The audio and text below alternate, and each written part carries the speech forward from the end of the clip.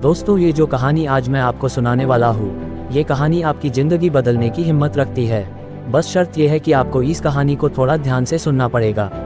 तो कहानी है एक हिरन की। एक बार एक हिरन जंगल में पानी के तलाश में घूम रही थी, भटक रही थी इधर से उधर। बहुत प्यास लगी थी उस हिरन को। बहुत देर से भटक रही थी पानी के तलाश में, लेकिन उसे पानी कहीं पर भी नहीं मिल रहा था।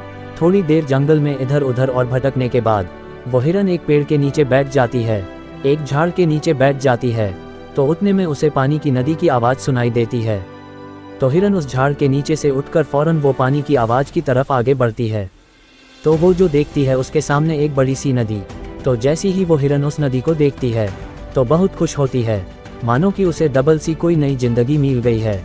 तो फौरन दौड़ते हुए उस नदी के पास जाती है और जैसे ही पानी पीने के लिए अपना सर नदी में झुकाती है तो उसकी नज़र राइट पर पड़ती है। वो जैसे ही अपनी राइट देखती है तो उसे शिकारी नजर आता है, हाथ में तीर लिए हुए निशाना तानकर खड़ा हुआ। तो जैसे हिरन का नज़र अपनी लेफ्ट में पड़ती है तो उसे एक शेर नजर आता है झाड़ियों के पीछे। अब हिरन पानी वानी सब भूल जाती है, कुछ भी नहीं रहता उसके दिमाग में, प्यास वगैरह। फिर वो हिरन पलटकर अपनी पीछे देखती है तो उसे भयंकर आग लगी हुई दिखती है, जो कि धीरे धीरे उसकी तरफ बढ़ रही थी। अब हिरन जाए भी तो जाए कहाँ।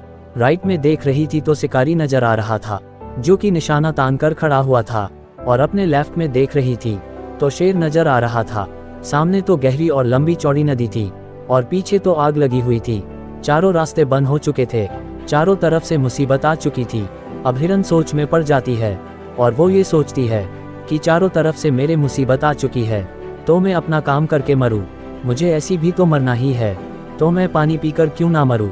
तो वो हिरन अपना पानी पीने में लग जाती है। लेकिन थोड़ी ही देर के बाद जैसी ही वो हिरन पानी पी रही थी तो उतनी ही देर में ऊपर से काले बादल छाए जाते हैं और उन बादलों से बारिश होने लगती है। तो जो आग पीछे लगी हुई थी वो पानी से बुझ जाती है और पानी के कारण शिकार का निशाना चूककर शेर को लग जाता है और शेर का नज़र पड़ती है सीधा शिकारी पर। तो शेर शिकारी का पीछे लग जाता है। तो जैसे ही हिरन को पता चलता है वैसे ही हिरन पानी पीने के बाद अपना सर ऊपर उठाती है तो वह अपने राइट में देखती है तो उसे शिकारी कहीं पर भी नज़र नहीं आता है, और अपने लेफ्ट में देखती है तो उसे शेर भी नज़र नहीं आता है। वो अपने पीछे मुड़कर देखती है तो जो आग थी वो बुझी हुई दिखती है।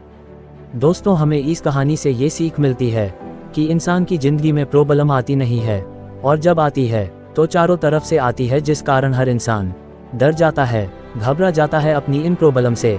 तो आपको क्या करना है इसी सिचुएशन में? आपको नहीं डरना है और नहीं घबराना है, बस शांति से 2 मिनट के लिए सोचना है। हिरन के पास भी बहुत सारे ऑप्शन थे। हिरन भी ये सारी सिचुएशन को देखने के बाद वो पानी में छलांग लगा भी सकती थी या फिर इधर उधर भाग सकती थी, लेकिन उसने शांति से सोचा और वो अपने काम पर लगी रही। वो पानी पीने आई थी और पानी पीने लगी।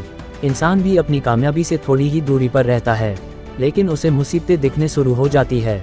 घर की प्रॉब्लम, पैसों की प्रॉब्लम, जिसके कारण वो कुछ नहीं कर पाता है, घबरा जाता है, डर जाता है। लेकिन आपको नहीं घबराना है और नहीं डरना है, बस आपको अपने काम पर बने रहना है। ये मत सोचना कि दुनिया क्या कहेगी।